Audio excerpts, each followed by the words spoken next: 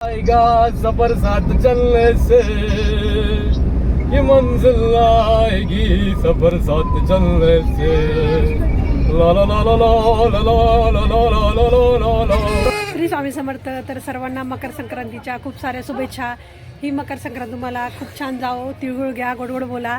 तर आज आम्ही आलेलो आहोत मुखेडला. तर खास पतंग उडवण्यासाठी आम्ही आलो इकडे. तर येवल्यामध्ये भरपूर प्रमाणामध्ये पतंग उडवली जाते.